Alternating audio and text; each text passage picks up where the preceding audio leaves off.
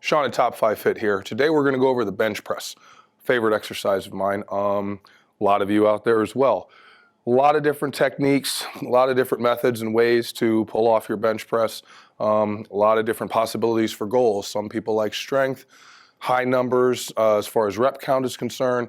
Some people like pushing as much weight as they possibly can. Some people just like to use it to tone their chest. It's really kind of up to you, but what I want to go over right now are a couple of sound techniques so that ultimately you are getting the most out of this exercise.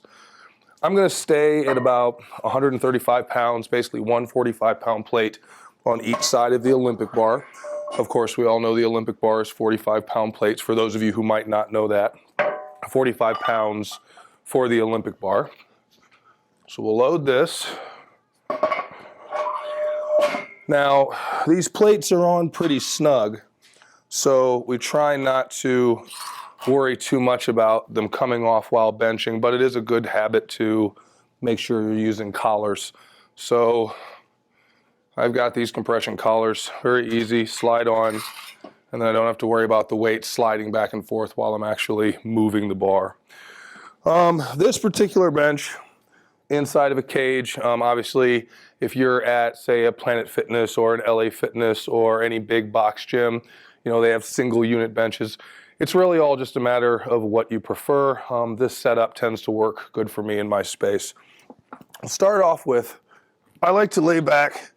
Now, right off the bat, you'll see me putting my feet up on my bench. My bench is very high off of the floor, and I don't like a lot of curve in my low back. I like just a little bit, but ultimately enough that I feel stable on the bench.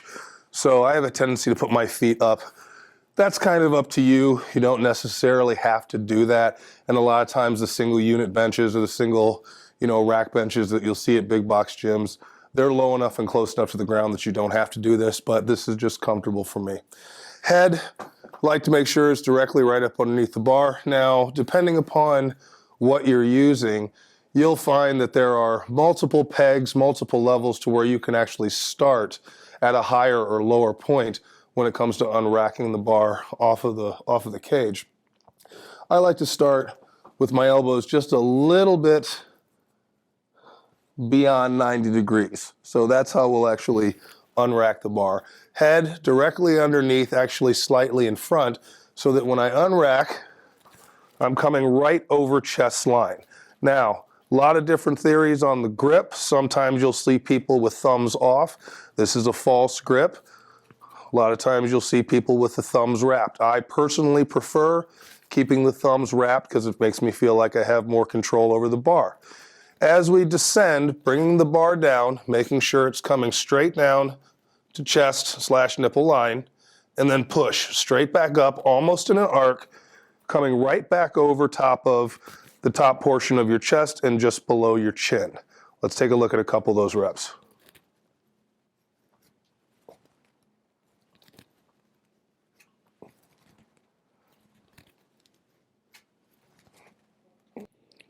Another thing we want to take a look at is varying our grips on the Olympic bar itself and what these different hand positions will give you as far as end result and progress in your fitness. So back underneath the bar, you'll notice this time, and usually on most of your Olympic bars, you'll see some machining or at least some different markings in which to line your hands up with so that you know you've got even distance from the plate to your hand and you're not off to one side and, pressing an uneven bar.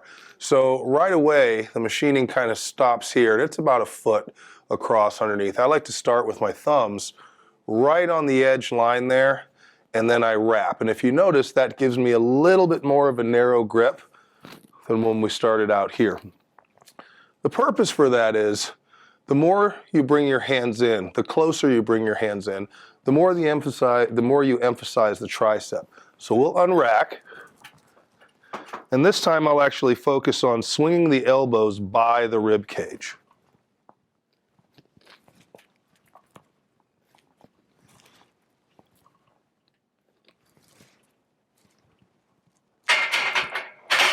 And again, what that does is place more of the emphasis on the triceps as far as the muscles that are actually working.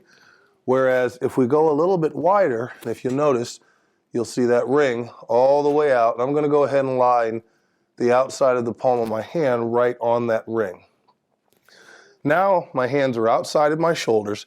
The triceps are still helping, but ultimately I'm placing more load on the pec and the pec tie-in. So I take the bar off, elbows are out a little bit farther, still coming across, chest line, pressing straight back up.